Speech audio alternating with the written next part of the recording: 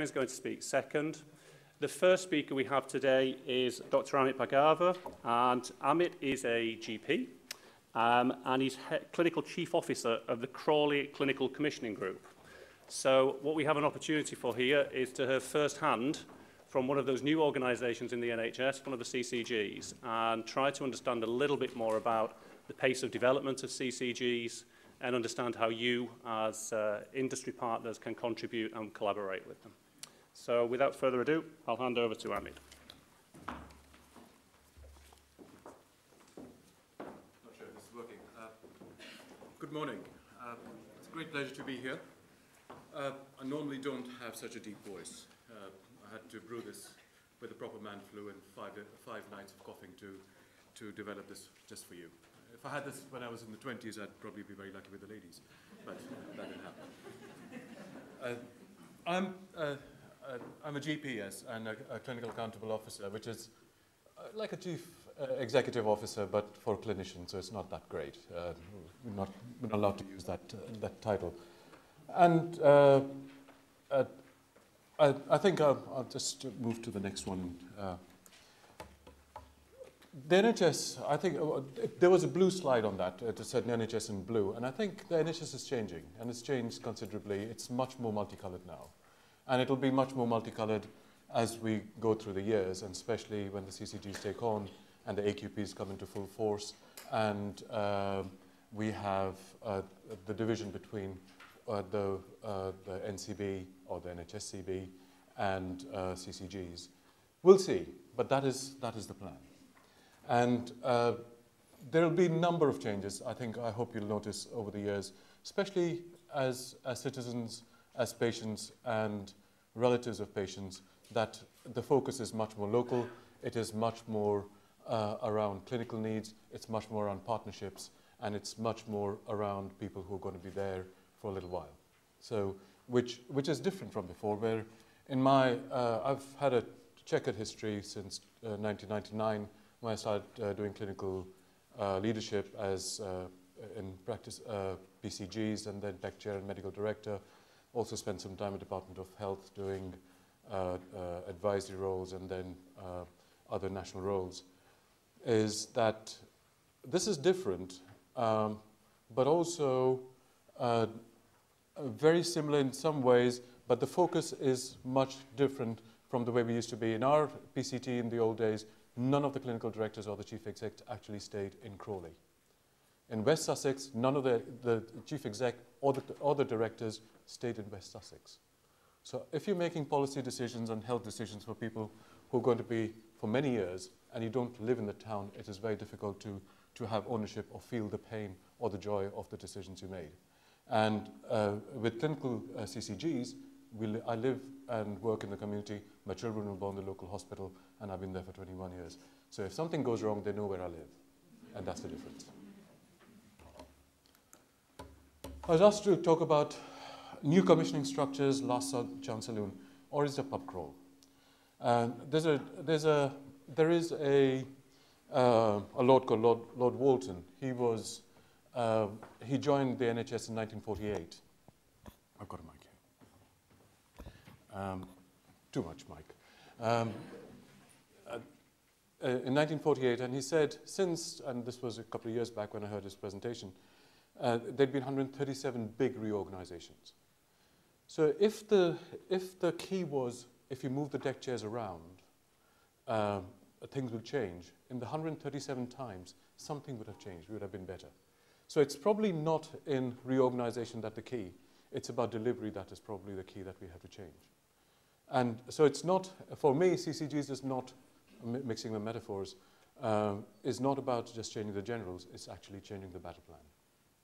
That's what we have to do if we have to be CCG, successful as CCGs.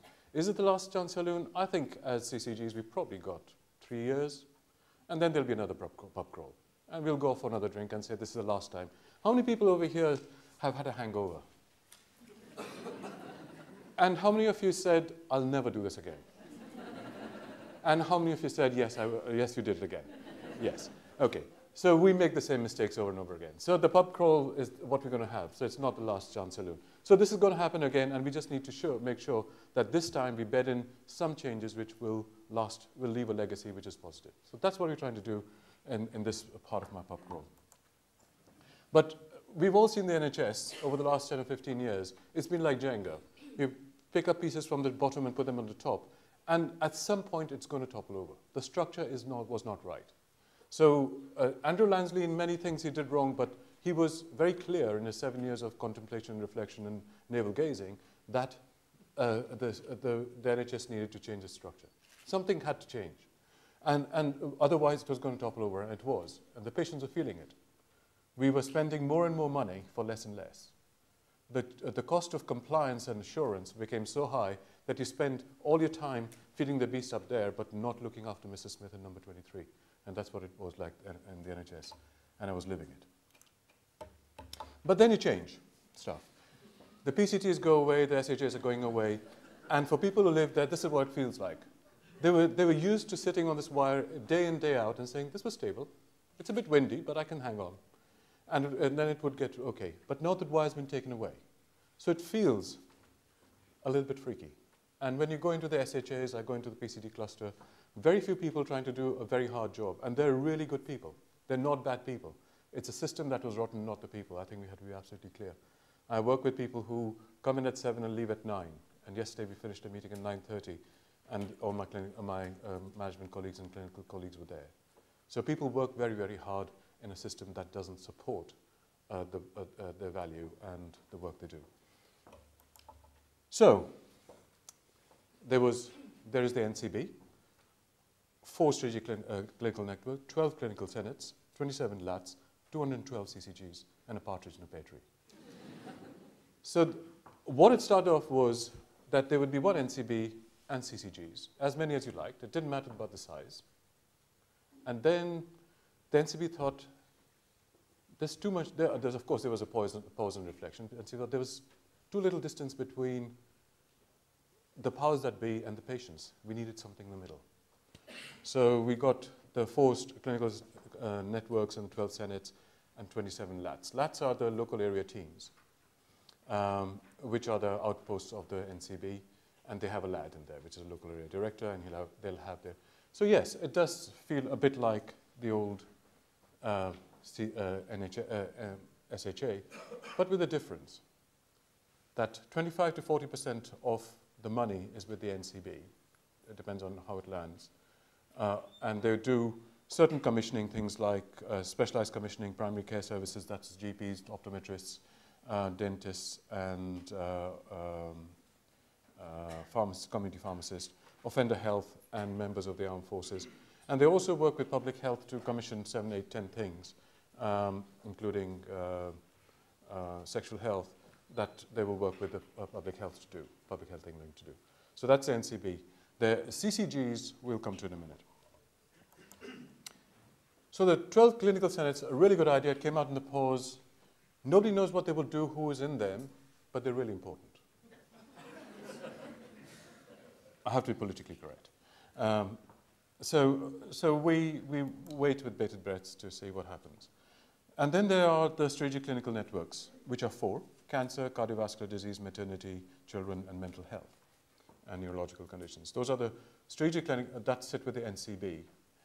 And we have other networks, which are operational and delivery networks, which are around pathways between providers.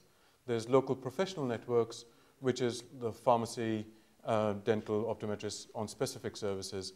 Local networks will be by the CCGs, and we have our local networks which we're creating, because those are really important ones for us, because that brings intelligence and people with a common aim around the table. That's quite important with providers and commissioners. And provider networks between hospitals and other providers to deliver jointly. So those are I think those are probably really quite important for us. Coming on to the authorization waves. Okay. We all got to know Chloe quite well, which is key lines of inquiry. If you talk to anyone going through authorization, they get very excited about Chloe. It's not a new girlfriend, it's just a pain in the butt. And we all have to go through authorization. Otherwise, we do not get the kite mark to do the real stuff. And there were wave 1 in July, wave 2 in October. We were in wave 2, and we've had our authorization visit, which was a joy. In wave 3 and wave 4, November and December. So there were 119 criteria that we had to pass with clear standards that you had to do. And then before you have your authorization, there's a desktop exercise. They look through all the submissions, and there are many submissions. And from that, you get key lines of inquiry. And usually between 30 and 60, we got 58. And then a panel comes down and goes through with you in a very supportive way, it's supposed to be, to make sure the reds turn to green. And we have a joint management team, so we had 2 submissions, same submissions for 2 different CCGs with 2 different panels. And I really hate, it hurts me to say this, the other guys got 12 and we got 19 to clear up by the end of, but we had the same submissions. So, and they're strutting around at the moment, feeling very grand. So anyway, so there's consistency issues with the authorization process. But for CCGs, there's a purpose. I'll go off piste here. Andy Cooper gave me a whole list of things. He said, this is a really serious audience. You must be very serious. Sorry, Andy, I didn't read your email properly. But for CCGs, it's about what is the purpose? What are we there for? Why are we there? What, how, and who we do it will change. But the purpose is the same. And that smiley lad is Archie. I've known him since he was very little. I know his mother, Amanda, and who's a teacher, and father who is an engineer. And his teacher says, autism is just one of my special qualities. And he's an absolute bugger. If he didn't have the health and social care support, neither Nick nor Amanda could work. They would have to look after Archie all the time. So for us as CCGs, it is also, of course, it is about population health. It's about QIPs and the rest of it. But in the end, it is about Archie and everybody else who's like Archie. Because if we don't make a difference to him, what's the point? What is the point of us coming to work? We're not there to attend meetings, which we do a lot. It is about making a difference to Mrs. Smith or Archie number 23. But there are other people that we have to make a difference to, and these are the people who were lost. It is the working age with mental health. That's a huge issue in Crawley. Worklessness at this point in time causes lots of problems. Homeless people, they use health services in a very erratic way, and they don't get any consistency or constancy of care when they have very complex problems. So people with complexities, we ignore. We're still doing a single disease treatment pathways. And older people. In Crawley, 25% of over 65s will switch off the heating in winter because they can't afford it. And there's only 1 man to 7 women over the age of 85. And a lot of them came at the same time in the 1950s, 60s to develop Gatwick Airport. And the men have died and the women are living alone in council flats with the heating off and alone. Those are the people we have to look after. We have children and families. There's a whole lot of disruption in families, and we haven't looked after them. Children with behavioral problems. They don't have mental health problems, they have behavioral problems. There are a number of things we have to do. And of course, people who don't speak English or have from other cultures. So cultural diversity. Those are big areas. Asthma, diabetes, all those are important. But it's the complexity and the people who are vulnerable, the ones with unequal opportunities, the silent. As CCGs, we will go after in a big way. And all CCGs are doing this, it's not just us. And there are carers. Our total budget in Crawley is 157 million this year. The carers are worth 167 million. You take away the carer, the whole health service falls down. So, and especially the people, older people looking after Alzheimer's, their partners or husbands with dementia. And we all have people within our families who've got, we know somebody who has dementia who's getting really poor care. And the carers 24/7 looking after complexity. And children carers. Those are people we have to go after again. So the CCGs are not about QIP. They're not about financial balance. It's about care for our population. And we have to look after from protecting good health to end of life. having good life, good death. And because there is economic value to that. There is. And 15% of all my admissions are end of life. They're dying in the wrong place. 50% of those are dying in the wrong place because they haven't got a choice of death.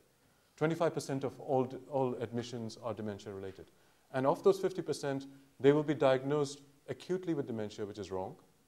And also 50% of them will come out worse after they've been to hospital. They will go in walking, talking, and come out dehydrated and in a wheelchair. And then they have to go to care home. So the fundamental problems